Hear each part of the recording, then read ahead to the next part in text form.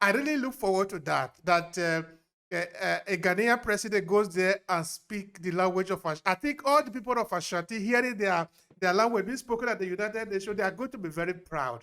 And I'm sure Sure. the same for the Yoruba people of Nigeria. I'm not a Yoruba person. Of course, my local language might not be spoken there, but it doesn't matter. I just want you to speak Hausa because a lot of people speak Hausa in Nigeria than speaking Isha, which is my language. It doesn't mean Yes. that because my language, my traditional language is not spoken, then no other African language can be spoken. That is not, it's not going to be okay. That also means that when you go to Abuja, go to Aso Rock, you want to speak at the national conference, if you can understand the language perfectly, speak it. Then we will get an interpreter to interpret what you are saying. That is because language is a powerful instrument. It's a very powerful, it's a window that open you up to a lot of things. There are philosophy included in it. There are story included. There are jokes. There are play. A lot of things are involved in the languages. So our leaders must help us, must make us proud by speaking our languages. If you don't know it, learn. If we can learn English, like you said, learn French, learn Portuguese, why can't we also learn all the languages that we have in Africa? Anyway, now before you go to the next question, I think you heard of one mayor. Is it a mayor or an MP in one part of England? A white lady of Zimbabwean descent who took the oath in Shona in UK.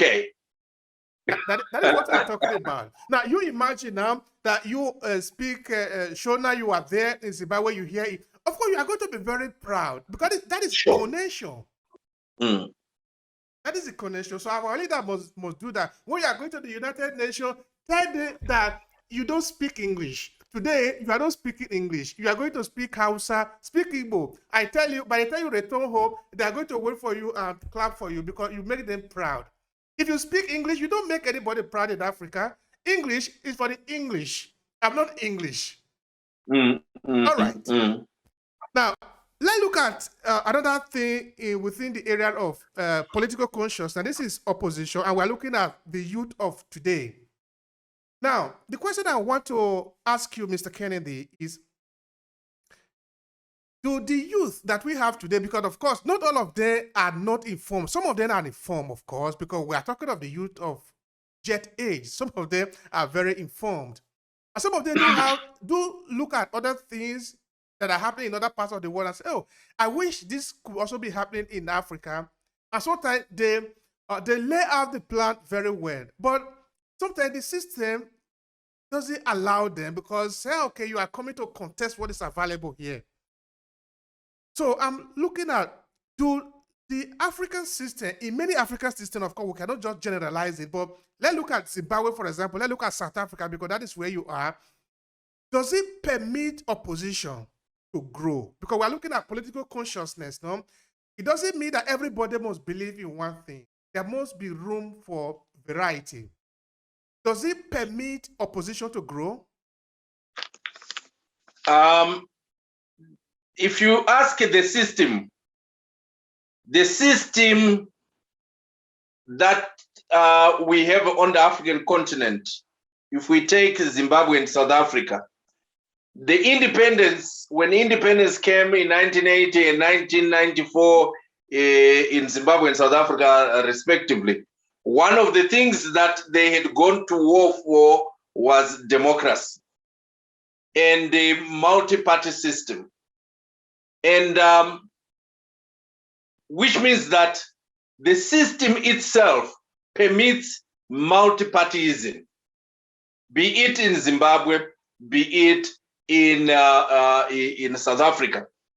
And I think if you look at the Zimbabwean context, we have seen quite a number of political parties emerging. In South Africa, it is the same. And some of the political organizations are being led by young people. Your question is saying, does the system allow? Yeah, sure. The system, by virtue of the system allowing the formation of opposition political parties, it means it allows them to exist. And the fact that they are supposed to reach a particular threshold in order to be funded by governments, it means the system allows them to grow. But we must also understand that the growth of a political party, be it opposition or a ruling party, is dependent on the leaders of that particular party.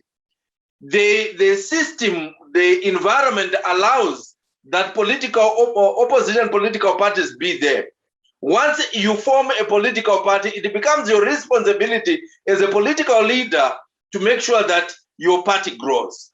And in order for your party to grow, it must have policies that resonate with the aspirations of the people or the constituents that you seek to represent. And if it is at variance, then the growth of the political party will be difficult. And I don't think that there would be any political organization that will nurture another political organization so that it grows. Any other political organization will make sure that it grows itself. Then it becomes the responsibility of any other political party to make sure that it also does the best that it can to make sure that it grows. Because by virtue, like I've already said, of the system allowing the political parties to be formed, it means that there is room for them to grow, which is now dependent on the capacity of the leaders of that particular organization. Then also I've already mentioned earlier on that even in most of the political parties that we are seeing on the African continent, they are beginning to embrace the youth coming on board in their political formations. And that in itself speaks to the realization that the youth are the future of tomorrow. And we are beginning to see youthful leaders being appointed be it in ministerial positions as deputy ministers, being given opportunities to run certain commissions and so on. That in itself, again, is something that we should give credit to some of our African leaders. Then it becomes the responsibility of the youth to show their mettle in leading, in organizing, and to show their mettle and desire to become future leaders by doing the right things. That is very interesting. Absolutely interesting. We must praise a leader where those won't happen. But let's not forget that many African opposition leaders have to find themselves in exile. For example, just to give you an instance, we can use Nigeria as an example. Nigeria is not even a very hostile country that we have a democracy that's it went on. Do you know that the guy who, the journalist who revealed what the Nigerian soldier did to the innocent youth in the Lekki Beach shooting have to flee Nigeria for her life? We are not talking of a dictatorship. If we cannot even permit that, what kind of youth do we want? Do we want youth that we can control or the youth that can be free to express themselves? What Africa seeks, what Africa wants, is a homegrown opposition. That is all what Africa wants. An opposition that is African, which is homegrown. What we have seen in Africa, in most cases, the opposition is not an African opposition, is a front of some other people that do not want the African men to be running their own economies or their own countries.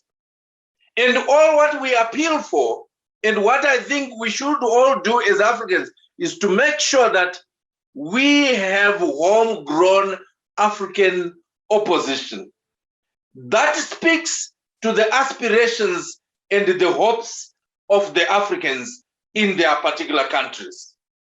Not oppositions that want pander to the whims and caprices of the former colonizers, That I think it does not serve the desires and the wishes and aspirations of the people on the African continent, other than perpetuating the discrimination, the exploitation, and the plunder that we have seen, that we saw before we became independent.